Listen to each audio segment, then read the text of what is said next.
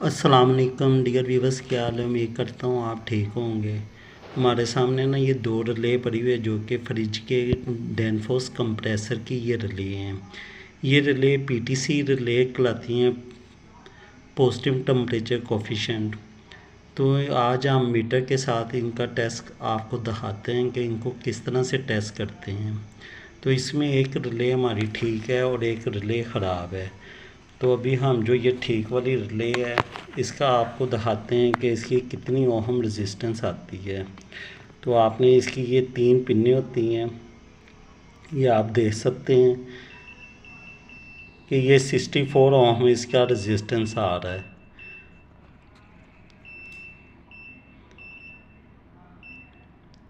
ये व्यूअर्स आप इसकी रेजिस्टेंस देख सकते हैं।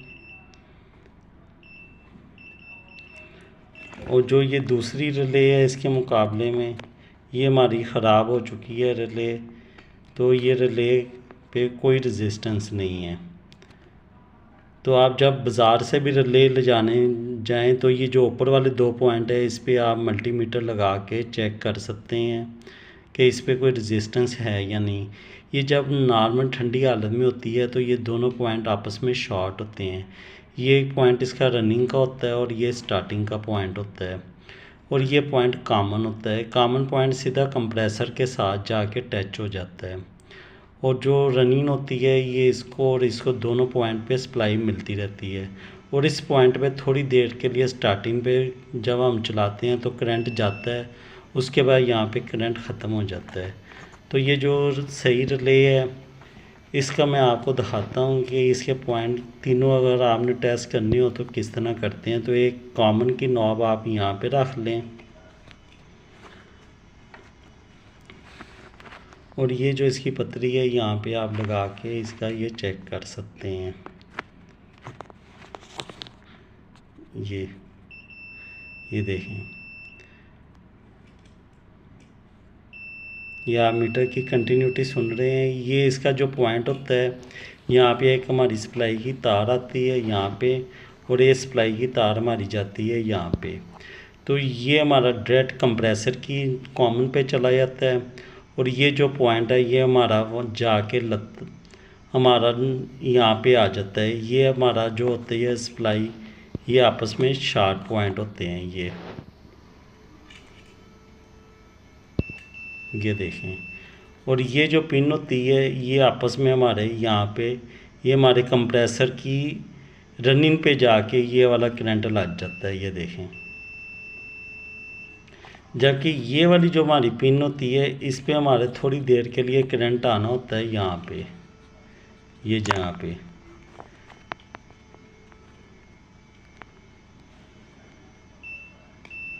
ये थोड़ी देर के लिए हमारे ये पॉइंट शार्ट होता है। उसके बाद जब इसका टेम्परेचर तेज़ होता है तो ये यहाँ से करंट देना बंद कर देता है।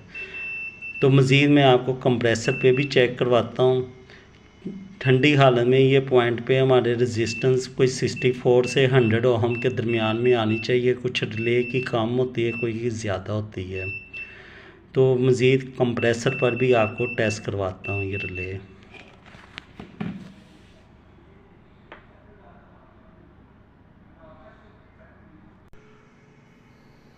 तो व्यूअर्स आप ये देख सकते हैं, ये हमारे सामने ये कंप्रेसर है और ये इसकी रिले का इनसाइड व्यू है।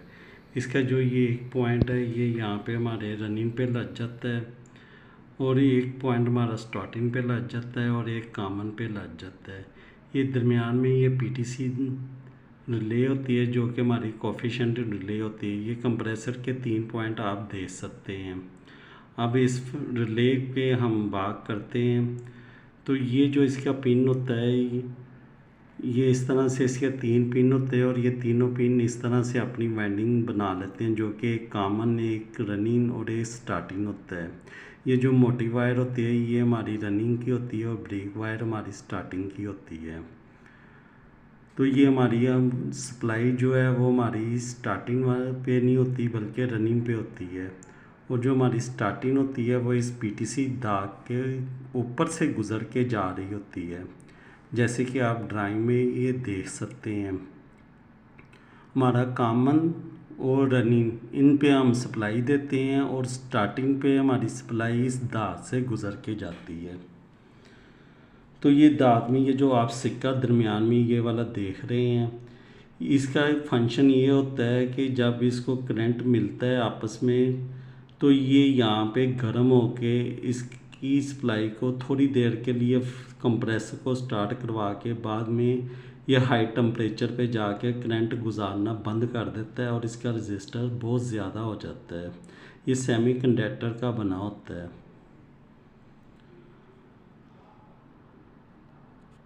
तो फिर हमारी जो सप्लाई जब यहाँ से जाके बंद होनी शुरू हो जाती है, तो ये सिर्फ हमारी कॉमन और स्टार्टिंग पर ही रह जाती है।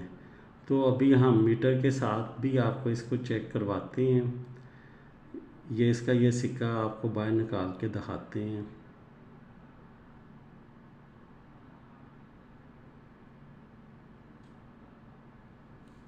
तो व्यूअर्स, ये इसका अंदर से सिक्का होता है जो कि टेम्परेचर लेके करंट गुजारना बंद कर देता है, और जब तक ये ठंडा होता है ये आपस में करंट आपस में एक दूसरे के साथ गुजार रहा होता है, रनिंग स्टार्टिंग को आपस में मिला रहा होता है।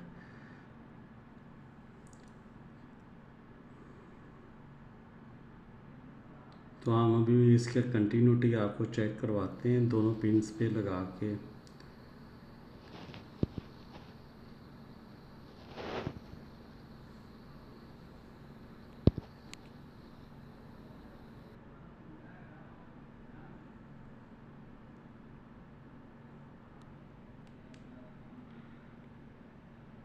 तो व्यूअर्स, यहाँ पे इसकी रेजिस्टेंस जो है वो 101 ओहम आ रही है।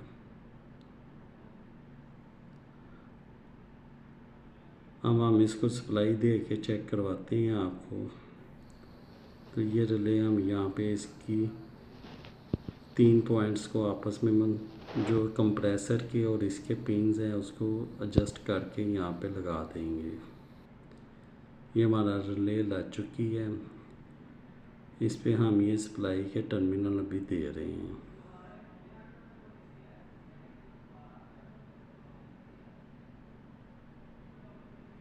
ये हमने सप्लाई लगा दी है।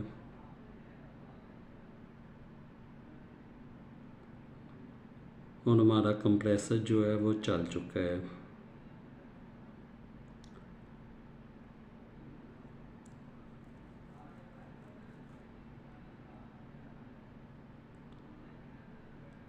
तो अभी हम इसका ना आपको रजिस्टर चेक करवाते हैं मीटर के साथ कि अब ये मेगा ओहम में ना रजिस्टेंस जा रही है। ये देखें आप,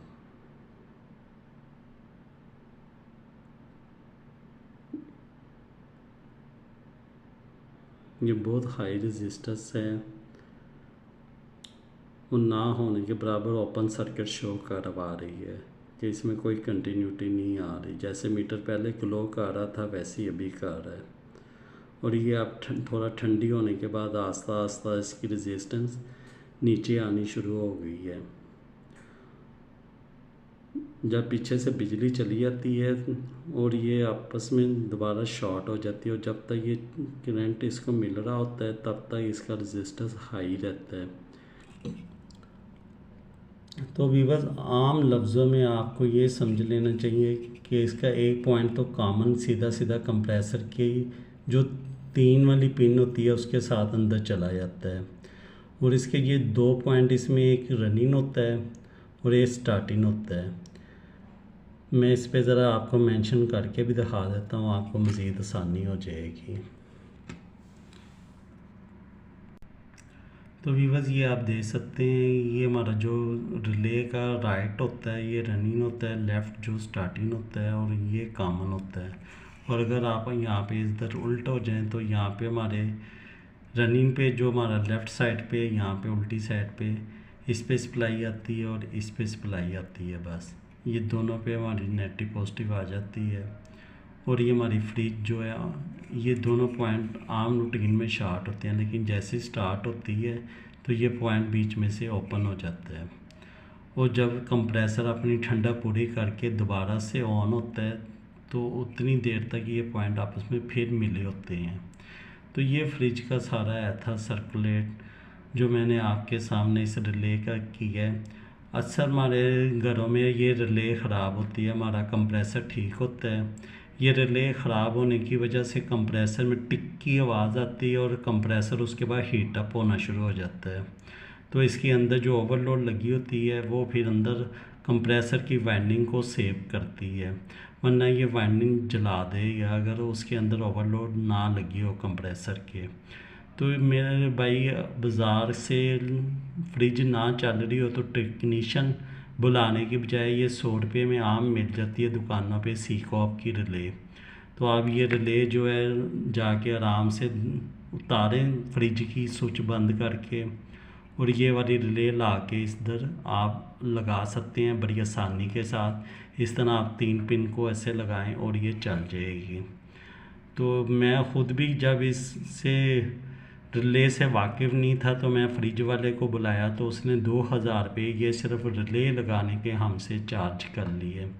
और एक बंदे ने तो ये रिले की वजह से हमारा कंप्रेसर जो है वो ही फॉल्टी करार दे दिया कि जी आपका कंप्रेसर ही फॉल्टी है।